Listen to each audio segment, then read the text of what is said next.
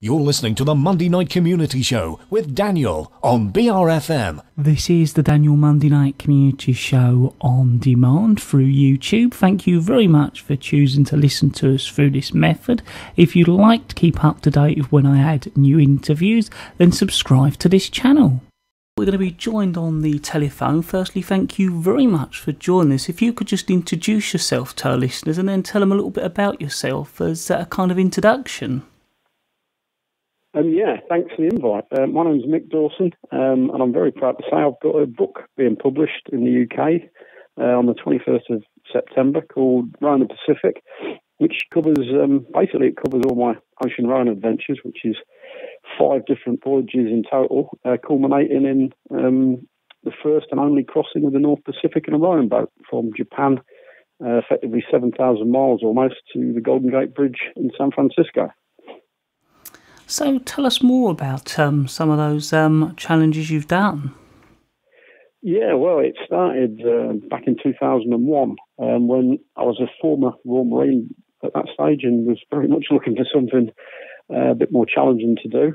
And together with my brother, also a former Marine, we took part in the 2001 Atlantic Rowing Race across from the Canary Islands, from Tenerife and the Canary Islands to Barbados.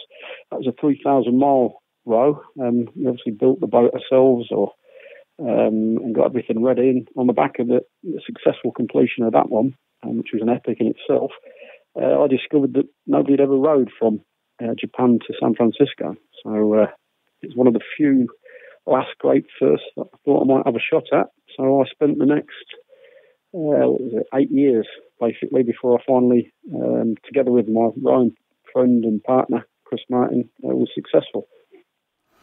So what were some of the challenges involved? You say, it was more or less 8 years, because I was going to say it's one of those things, it's okay coming up with the idea, but then achieving that and getting all the things in place and the funding and the know-how are a whole another adventure in themselves, I suppose.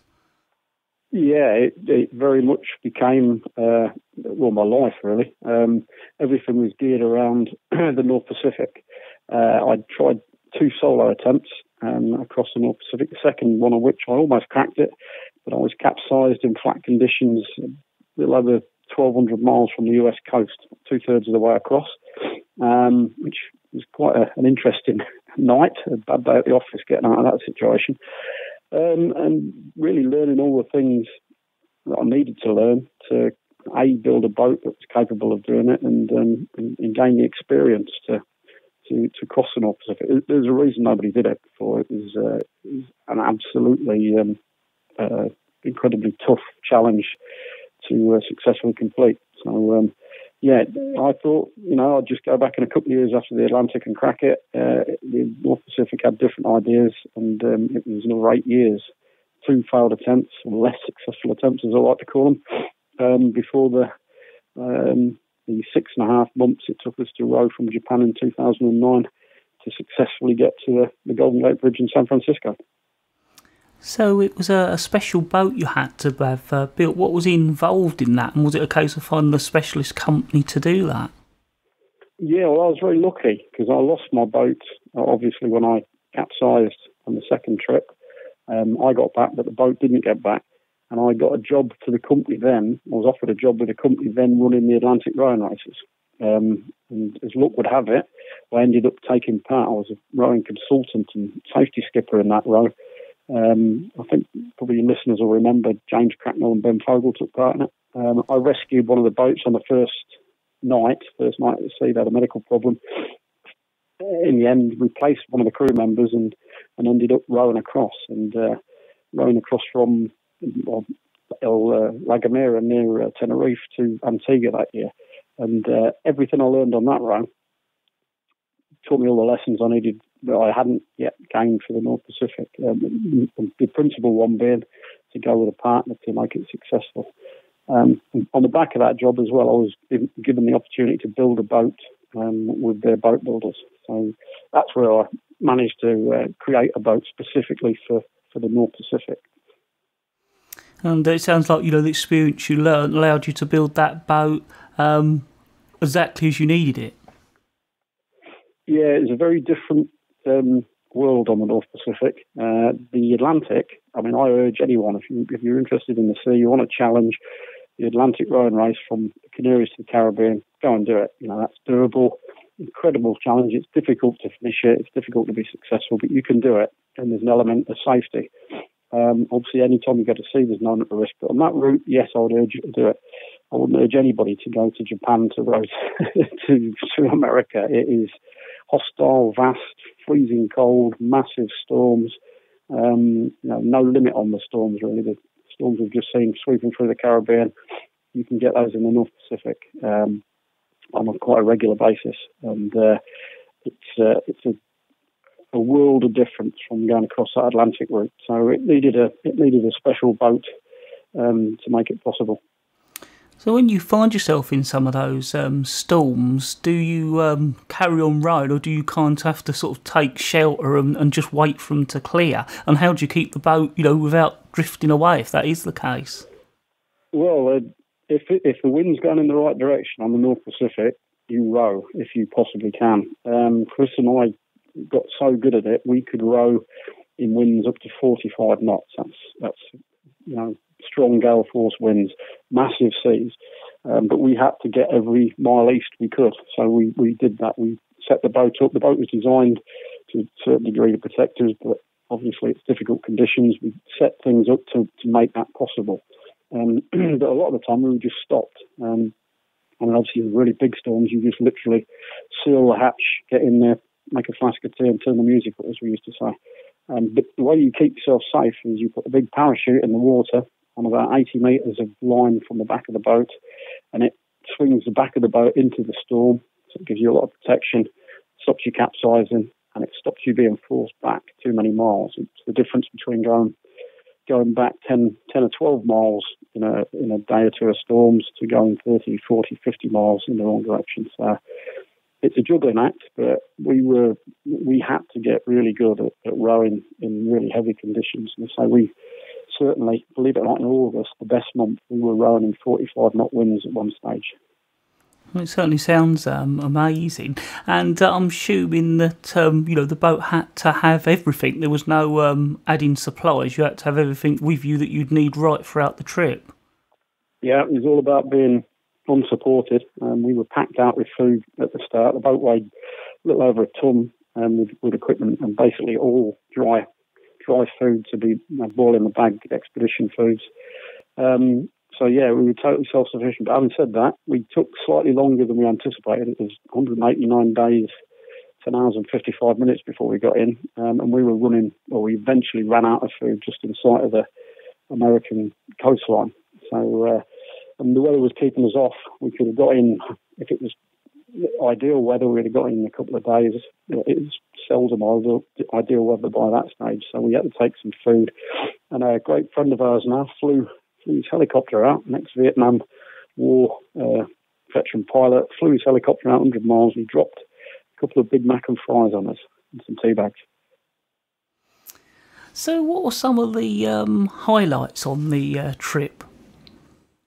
I think the highlight of all ocean rows for me was the wildlife. And I came, from a council estate background in Lincolnshire, and I found myself seeing things that would make Richard Attenborough, happy. Just face to face with pods of killer whales that come to the boat to actually look at me. All species of whale, especially on the North Pacific, dominated. I think I had on the solo trip something like 70 close encounters with all manner of species of whales, from pod killer whales that effectively adopted me to sei whales, right whales, fin whales, pilot whales, and even on one occasion a huge blue whale. I spent about 45 minutes just basically rowing along. I wouldn't say next to the blue whale, but just 20 or 30 yards from him, going in the same direction. And that, for somebody who grew up in a council estate in Lincolnshire, that's one of the highlights. That must be some amazing memories. Did you get a chance to capture it with photography and film while you were out on that trip? Yeah, I caught it all. As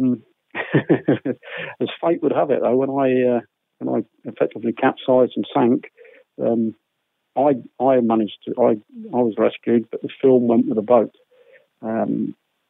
That still, well, quite frankly, still breaks my heart that I lost that film. But if I hadn't lost that film, I probably wouldn't have gone back, because I think I'd captured such a brilliant story on that trip. I almost wouldn't have needed to go back. So the price for getting to San Francisco, I think, ultimately was the fact that when I was capsized and lost the boat, I lost the film as well. And that was one of the principal reasons I went back, to get the story again, and which is why I'm so happy to finally get the book published and be able to tell people about the story. So was it a difficult process, turning, that adventure and all the things you see and the experience you got into a book? No, the difficult process was finding a publisher.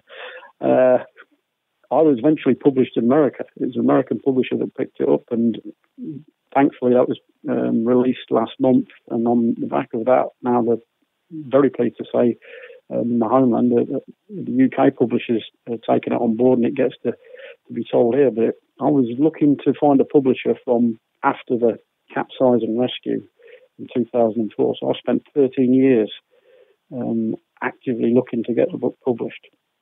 And the actual writing of it, which it was hard work, but it was really, really interesting process, and I really enjoyed it.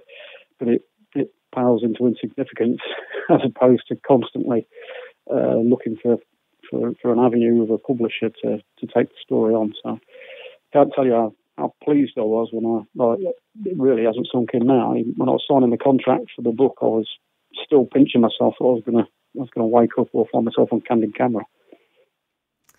Was there anything else you'd like to cover or get over to our listeners? Probably the only thing, I think, that without giving away too much what's in the book, I think I cover a lot in the book besides just rowing. I try and cover my reasons for going and reasons for going back. And one question that's always asked is, what next? Not sure there ever can be a what next after doing something like getting across the North Pacific in a rowing boat. But what next for me has become the Cockleshell Endeavour, and that's a project to help initially a friend of mine who fought with me in the Falklands War, getting over some issues with PTSD, and that's become what's next. So that's covered in the latter stages of the book, really, the epilogue, because I think what next is important. It's all well and good doing various challenges like this, but it's nice to be able to give something back. So ultimately, the Cockleshell Endeavour project, which is designed now to help recovering veterans, that's going to be the what next, and that's, I think, more valuable than any of the rowing adventures, really. But so it's nice to have an opportunity to promote that as well. So if our listeners are interested in the book, where can they get it from? Is it available online and that kind of thing? Yes, it's on Amazon. Say it's released under the title Rowing the Pacific. The UK version is Rowing the Pacific. It's on pre-sale on Amazon, and I believe I know it's going to be in bookshops as well from the 21st of September. So on my website, www.189days.com, that has a link to purchase the book on there as well. So I hope people are happy to buy the book, and much more importantly, once they've bought it, they enjoy it. Well, I'd like to thank you very much for taking the time out to talk to us here at BRFM Bridge Radio. No, thank you very much for the invitation.